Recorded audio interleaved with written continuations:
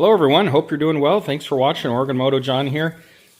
Just looking at the Honda CRF 300L. Many of you know I use these on my KTMs when I can and other bikes, but one of the things about this dash cluster that overall is actually really good, but one of the things that I didn't like is there's no temperature gauge at all, okay? So this radiator cap that's stock, of course doesn't have a temperature gauge, and this plastic shroud covers this. What I went ahead and did, the only thing you have to do, and I didn't do a very good job, I could do better if I had taken more time, is you have to cut this little cutout across here. This piece of plastic kind of comes up like this. So you're really just kind of cutting down and across. I used tin snips and a box knife, which neither one have really worked that well. A Dremel, or if I had taken my time, I could do better, I'm sure of it. But worst case scenario, what's nice is this little shroud here can be purchased for pretty inexpensive replacement, probably $8 or $9 from Rocky Mountain ATV or a Honda dealer. So, but what's cool is now, as you're riding, this is the angle that you're looking at the bike at, and you can easily see this. And it shows kind of your temperature. You can see, where this runs. And what's cool is 150 degrees is green, and then every little mark thereafter. This is a Tusk radiator cap that I got from Rocky Mountain ATV. And you can see every little degree mark after that's 10 degrees. And so I was able to monitor when the fan comes on. It comes on, turns out at 180 degrees, turns off just below that, the radiator fan. So it's cool. I feel better knowing that I have an engine temperature gauge. And you can see if you get up above 210 or so, it puts you into the kind of the red zone, red and orange zone there. So anyway, it's nice to have that. I feel better. I've just never had a bike where I didn't have a way to monitor temperature before, so of the engine. I've always been able to find a way to do that. So this does work with the Acerbis, 3.6 gallon tank. I did have to remove the bolt to get this tab here to move by it, but then I just put the bolt back in. Didn't have to remove the gas tank, didn't have to remove the shroud, didn't have to remove anything. Just had to cut this out, which I did do on the bike, which you have to decide if that's worth it to you. It might be worth taking that off, the shroud off to modify it, but I didn't. It also works if you have the radiator guard from CRF's only. Can't think of the name of that at the moment, but it's a big husky one, really nice.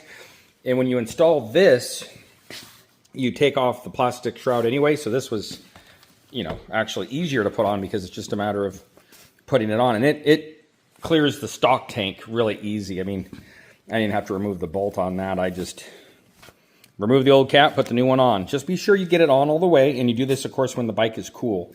You don't remove a radiator cap with it hot. You'll spew awful hot stuff on your face or other body parts and get hurt. So the bike has to be cool.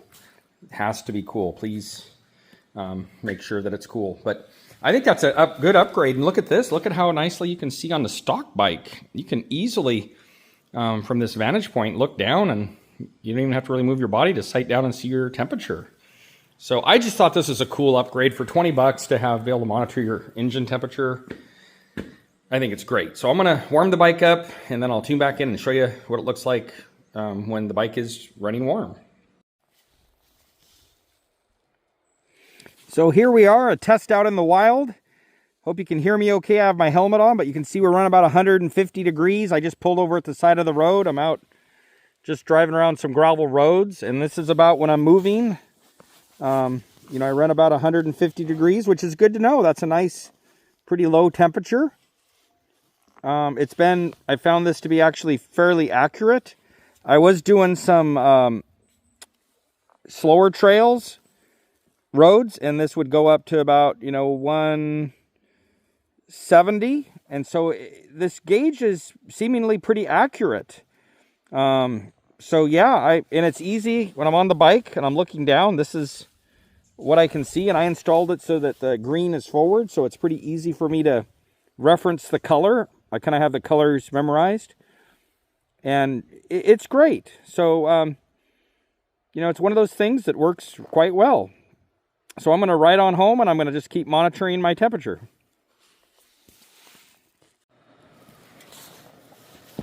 So I had this engine running. I was doing idling around the property to try to get the temperature up for everybody. And it's nice to see that this thing works. I mean, when I turn the bike off, it'll raise temporarily. Temperature will raise 2 to 5 degrees from heat soak because the bike isn't running anymore, and then it starts to drop. The fan seems to kick on around 180 to 190 degrees, and then you can see the bike temperature cool, and then it'll kick back off. I like that it's color coded.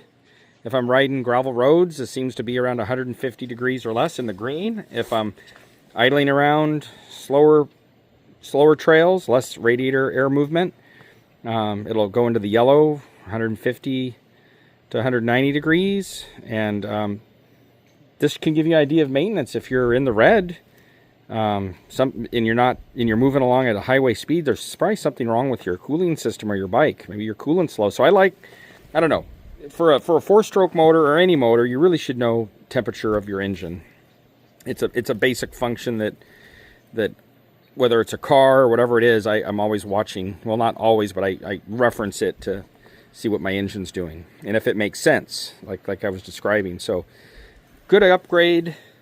Does work with the oversized tank, but you have to pull out the bolt to put it in. You'll have to trim this little shroud that's replaceable, or if you have the radiator guard, you don't even have to remove it. You just stick it on, but do make sure it's on all the way. Let me show you what I'm talking about. So you can see these little tabs, and the stock one has the same tabs. They need to bump up against where it mounts, and you can mount this the way I have it.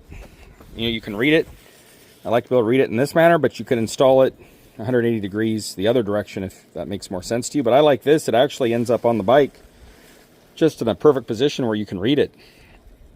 Oh, and here you go. Look at the heat soak. Since I turned the bike off, it's gained a couple degrees. So I feel like it's pretty accurate, and the thermometer is just sticking right on the top of the radiator gauge, or in the radiator there.